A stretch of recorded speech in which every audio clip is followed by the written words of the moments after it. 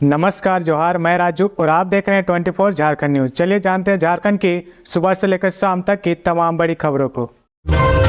झारखंड के युवाओं के लिए खुशखबरी होगी। 8,919 आरक्षियों की बहाली। झारखंड पुलिस में आरक्षी के 4,000 पदों पर और बहाली होगी। इस दिशा में पुलिस मुख्यालय के अधिकारियों ने तैयारी शुरू कर दी है। पुलिस मुख्यालय के अधिकारियों के अनुसार वर्तमान में हो रही रिक्त 4,000 पदों पर भर्ती की प्रक्रिया के अतिरिक्त आरक्षी रैंक में 4,919 पद खाली हैं। इन खाली कुल पदों में 8,919 को शीघ्र भरने की तैयारी झारखंड पुलिस मुख्यालय के स्तर से की जा रही है। इस दिशा में जल्द ही प्रक्रिया पूर्ण कर ली जाएगी। पुलिस मुख्यालय के स्तर से इसकी समीक्षा भी की जा रही है। पुलिस मुख्यालय के अधिकारियों के अनुसार पदों को जल्द भरने की दिशा में इसलिए कार्रवाई की जा रही है ताकि उग्रवादी, संगठित आपराधिक गिरोह, साइबर अपराधियों के खिलाफ चौतरफा कार्रवाई की जा सके। साथ ही अन्य आपातकालीन सेवाएं, विधि व्यवस्था, महिलाओं के खिलाफ होने वाले अपराध एवं अन्य सभी तरह के अपराध पर रोकथाम के लिए प्रभावी तरीके से कार्रवाई की जा सके। पुलिस मुख्यालय ने यह खाली पदों को भरने की दिशा में यह कार्रवाई झारखंड सरकार के निर्देश पर शुरू की है। इससे पहले बुधवार को एसएससी की ओर से निकाले गए विज्ञापन में 4,919 आरक्षी पदों पर जल्द बहाली होने की बात कही गई थी। इसके लिए 15 जनवरी से लेकर 14 फरवरी तक ऑनलाइन आवेदन फॉर्म जमा करने की तिथि निर्धारित की गई है। झारखंड हाईकोर्ट का बड़ा फैसला। झारखंड में शादी होने से नहीं मिलेगा आरक्षण का लाभ। झारखंड हाईकोर्ट ने आरक्षण का लाभ लेने को लेकर बड़ा फैसला सुनाया है। अपने फैसले में अदालत ने कहा कि आपको आपके मूल राज्य में आरक्षण का लाभ मिल सकता है। आप बिहार में आरक्षित श्रेणी में थी और आपकी शादी झारखंड में हो गई हो, ऐसे में आपको यहाँ भी आरक्षण का लाभ मिलेगा, ऐसा नहीं है। दरअसल हाईकोर्ट के जस्टिस राजेश शंकर की अदालत ने रीना राणा द्वारा दायर याचिका को खारिज करते हुए निर्देश दिया है। याचिका में कहा गया था कि वर्ष 2016 में झारखंड राज्य कर्मचारी चयन आयोग ने शिक्षक नियुक्ति के लिए विज्ञापन निकाला था। नियुक्ति प्रक्रिया में प्रार्थी रीना राणा भी शामिल हुई थी। उन्होंने अपने पति के जाति प्रमाण पत्र के आधार पर आरक्षण का दावा किया था, लेकिन जेएसएससी ने आरक्षण का लाभ देने से इनकार कर दिया था। इस नियुक्ति के लिए बिहार से झारखंड शादी कर आई महिला रीना कुमारी राणा ने भी आवेदन दिया था।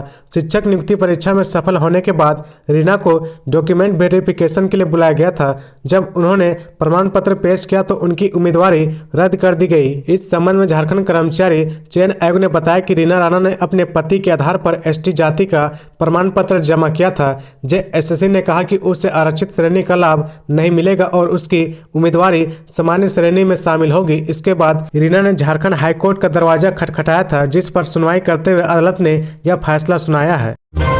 किसानों से धान खरीदने के लिए हेमंत सरकार लेगी 1,000 करोड़ रुपए कर्ज। सरकार खरीफ विपणन मौसम 2023-24 के धान खरीद को लेकर बैंक से 1,000 करोड़ रुपए कर्ज लेगी। इसको लेकर खाद्य आपूर्ति विभाग की ओर से अंतिम चरण की प्रक्रिया पूरी की जा रही है। झारखंड राज्य खाद्य एवं आर्सेनिक आपूर्ति निगम लिमिटेड के प्रबंध निदेशक यतेंद्र प्रसाद ने एक्सप्रेशन ऑफ इंटरेस्ट निकालकर बैंकों को लोन देने के लिए आमंत्रित किया है। निविदा खोलने की अंतिम तिथि 26 दिसंबर निर्धारित की गई है।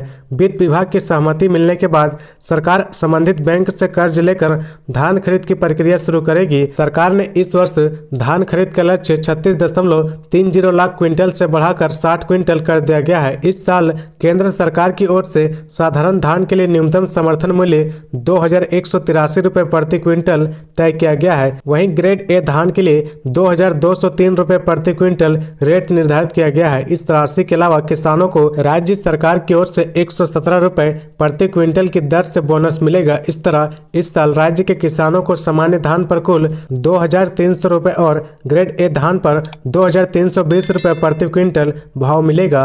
इसके अलावा सरकार राइस मिलरों को 60 रुपए प्रति क्विंटल की दर से इंसेंटिव भी देगी। इस योजना पर सरकार कुल 70.20 करोड़ रुपए खर्च करेगी। राज्य सरकार ने इस साल किसानों से 60 लाख क्विंटल धान खरीद का लक्ष्य निर्धारित किया है। उसमें से 23 लाख क्विंटल धान की खरीद झारखंड राज्य खाद्य सुरक्षा योजना और 37 लाख क्विंटल धान की खरीद केंद्र प्रायोजित राष्ट्रीय खाद्य सुरक्षा अधिनियम के लिए की जाएगी।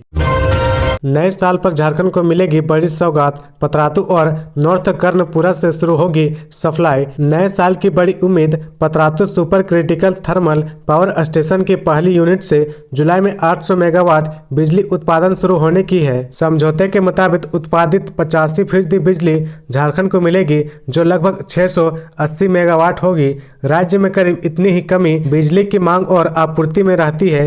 वहीं नॉर्थ कर्णपुरा की दूसरी यूनिट से भी उत्पादन शुरू होने की उम्मीद है। ऐसा होने पर झारखंड अपनी जरूरत के अतिरिक्त बिजली राष्ट्रीय ग्रिड को बेच सकेगा और बिजली की अपनी जरूरत पूरी करने में आत्मनिर्भर भी हो जाएगा। झारखंड को अपनी बिजली की मांग का 70% से अधिक सेंट्रल पूल राष्ट्रीय ग्रिड से खरीद कर निर्भर रहना पड़ता है। राज्य में बिजली की अभी मांग 2500 और 5 वर्षों में अनुमानित 3500 मेगावाट की मांग पर भी आपूर्ति के लिए झारखंड आत्मनिर्भर होगा। अभी सरकारी स्तर पर केवल TVNL की 420 मेगावाट क्षमता वाली दोनों यूनिटों से करीब 350 मेगावाट बिजली का ही उत्पादन होता है। मौजूदा समय में central pool NTPC, PDC, NHPC से करीब 900 मेगावाट बिजली खरीदी जा रही है। DVC से 600 मेगावाट बिजली रोज खरीद हो रही है। इसके अतिरिक्त करीब 250 से 450 मेगावाट सौर ऊर्जा, 100 से 300 मेगावाट पवन ऊर्जा और 100 से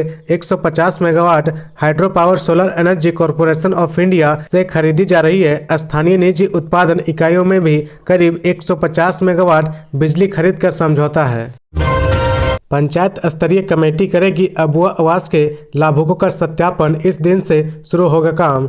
झारखंड सरकार अबुआ आवास योजना के तहत लोगों को 3 कमरे का मकान दे रही है। बड़ी संख्या में लोग आवास का लाभ लेने के लिए आवेदन दे रहे हैं। ऐसे में लाभुकों का सत्यापन ग्रामीण विकास विभाग के द्वारा तैयार किए गए मोबाइल ऐप के जरिए किया जाएगा। विभाग ने इस संबंध में सभी जिलों के उप विकास आयुक्त को निर्देश दिया है। पंचायत स्तरीय कमेटी इसका सत्यापन करेगी। बता दें कि सरकार आपके द्वार कार्यक्रम के तहत बड़े पैमाने पर लाभुक से आवेदन लिए जा रहे हैं। जिन लोगों को अब तक किसी भी योजना के तहत घर नहीं मिला है, उन्हें इस योजना का लाभ दिया जा रहा। जानकारी के मुताबिक राज्य सरकार प्रथम चरण में 10,000 लाभुक को आवास देगी, लेकिन इससे कहीं ज्यादा आवेदन आ चुके हैं। ऐसे में अब सरकार ने आवेदन किए गए इन लाभुक के आवेदन का सत्यापन करेगी। सभी जिले एवं प्रखंडों को अविलंब पंचायत स्तरीय कमेटी बनाने का निर्देश दिया है। मिली जानकारी के मुताबिक सरकार आपके द्वार कार्यक्रम के 29 दिसंबर के समापन के बाद लाभुकों का सत्यापन का कार्य शुरू किया जाएगा। योग्य लाभुक को आवास दिया जाएगा। झारखंड प्रयोगशाला सहायक परीक्षा में 371 अभ्यर्थियों को मिली सफलता। झारखंड कर्मचारी चयन आयोग ने शनिवार को झारखंड प्रयोगशाला सहायक प्रतियोगिता परीक्षा 2023 के बायोलॉजी और केमिस्ट्री का रिजल्ट जारी कर दिया है। बायोलॉजी में 168 और केमिस्ट्री में 203 अभ्यर्थी सफल हुए हैं। बायोलॉजी में 24 और केमिस्ट्री में 14 पद खाली रह गए हैं, जिसका परिणाम आयोग द्वारा आयोजित की जाने वाली दूसरे चरण के सर्टिफिकेट के जांच के बाद जारी की जाएगी। कोटिवार अंतिम चयनित अभ्यर्थी का प्राप्त अंक बाद में जारी किया जाएगा। जीव विज्ञान में अनारक्षित में 70, अनुसूचित जनजाति में 48, अनुसूचित जाति में 18, अत्यंत पिछड़ा वर्ग 1 में 10, पिछड़ा वर्ग 2 में 6 और आर्थिक रूप से कमजोर में 16 अभ्यर्थी सफल हुए हैं। वहीं केमिस्ट्री में अनारक्षित में 87, अनुसूचित जनजाति में 54, अनुसूचित जाति में 18, अत्यंत पिछड़ा वर्ग 1 में 12, पिछड़ा वर्ग 2 में 11 व आर्थिक रूप से कमजोर में 21 अभ्यर्थी सफल हुए हैं। झारखंड औद्योगिक प्रशिक्षण अधिकारी प्रतियोगिता परीक्षा के 310 अभ्यर्थियों के एक से अधिक ट्रेड की परीक्षा में शामिल होने के आरोप में उनका आवेदन रद्द कर दिया गया है। मुख्यमंत्री हेमंत सोरेन मंगलवार को आएंगे चतरा। 470 करोड़ रुपए की देंगे सौगात। मुख्यमंत्री के आगमन को लेकर तैयारियां तेज। मुख्यमंत्री हेमंत सोरेन मंगलवार को चतरा जिले के सिमरिया अनुमंडलीय मुख्यालय आ रहे हैं। 470 करोड़ रुपए से अधिक की योजनाओं का उद्घाटन व शिलान्यास के साथ परिसंपत्तियों का वितरण करेंगे। मुख्यमंत्री आपकी योजना आपकी सरकार आपके द्वार कार्यक्रम में बतौर मुख्य अतिथि उपस्थित रहेंगे। कार्यक्रम ईदगाह मैदान में होगा। सिमरिया ईदगाह मैदान में भव्य पंडाल बनाया गया है, जिसमें 15 से 20 हजार लाभुक को बैठने की व्यवस्था की गई है। इस साल मुख्यमंत्री का चतरा जिले में यह तीसरा कार्यक्रम है। मुख्यमंत्री के साथ उसके कैबिनेट के सहयोगी श्रम नियोजन एवं प्रशिक्षण सह कौशल विकास मंत्री सत्यानंद भोक्ता भी रहेंगे। कार्यक्रम स्थल से ही मुख्यमंत्री विभिन्न 161 योजनाओं का शिलान्यास करेंगे, जिसकी प्रकलित राशि 137 करोड़ से अधिक है। इसी प्रकार 241 योजनाओं का उद्घाटन करेंगे, जिसका प्रकलन 112 करोड़ रुपए के करीब है। वहीं विभिन्न कल्याणकारी योजनाओं के तहत 1,13,700 लाभुक के बीच 221 करोड़ रुपए की परिसंपत्तियों का वितरण करेंगे। कार्यक्रम के सफल आयोजन को लेकर रविवार को उपायुक्त अब्बू इमरान एवं पुलिस अधीक्षक राकेश रंजन तैयारियों का जायजा लिया और अधिकारियों को आवश्यक दिशा निर्देश दिए। उनके साथ उप विकास आयुक्त उत्कर्ष गुप्ता व दूसरे अन्य अधिकारी भी शामिल थे। अधिकारियों ने बताया कि आयोजन को लेकर तैयारियों को अंतिम रूप दिया जा रहा है। सुरक्षा को लेकर व्यापक व्यवस्था की गई है।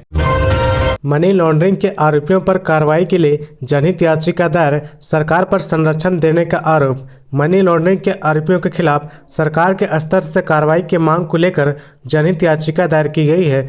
सेवानिवृत्त IPS अधिकारी ने जनहित याचिका में सरकार पर मनी लॉन्ड्रिंग के आरोपियों को संरक्षण देने का आरोप लगाया है। उन्होंने इस मामले में राज्य सरकार, प्रवर्तन निदेशालय और पुलिस महानिदेशक को प्रतिवादी बनाया है। जनहित याचिका में कहा गया कि प्रवर्तन निदेशालय ने इंजीनियर वीरेंद्र राम के मामले की जांच में मिले तथ्यों को PMLA की धारा 66(2) के तहत सूचनाएं साझा की। इसमें वीरेंद्र राम द्वारा कमीशन खोरी सहित अन्य बातों का उल्लेख है।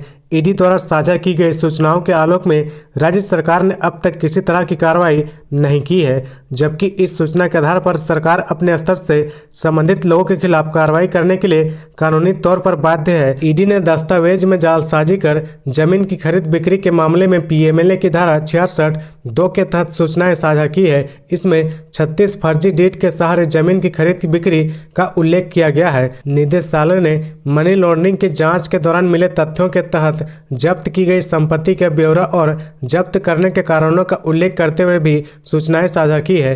अवैध खनन के मामले में पंकज मिश्रा की भूमिका से संबंधित रिपोर्ट भी राज्य सरकार के साथ साझा की गई है। हालांकि सरकार के स्तर से किसी के खिलाफ कार्रवाई नहीं की गई है। ईडी ने अवैध खनन से जुड़े मामले में DSP स्तर के पुलिस अधिकारी द्वारा जांच अधिकारी को धमकाने से संबंधित सूचनाएं भी सरकार को दी है। मनी लॉन्ड्रिंग के आरोप में जेल में बंद प्रेम प्रकाश ने सुप्रीम कोर्ट में जनहित याचिका दायर की है। तो ये थी आज की झारखंड की टॉप बड़ी खबरें। इसी तरह झारखंड की हर छोटी सी बड़ी खबर देखने के लिए आप हमारे चैनल 24 झारखंड न्यूज को सब्सक्राइब करके बेल आइकन प्रेस कर ले, जिससे झारखंड की हर छोटी सी बड़ी खबर की अपडेट आप तक पहुंचता रहे। तो आज के लिए बस इतना ही। हमें दीजिए इजाजत, फिर मिलते हैं नेक्स्ट न्यूज में।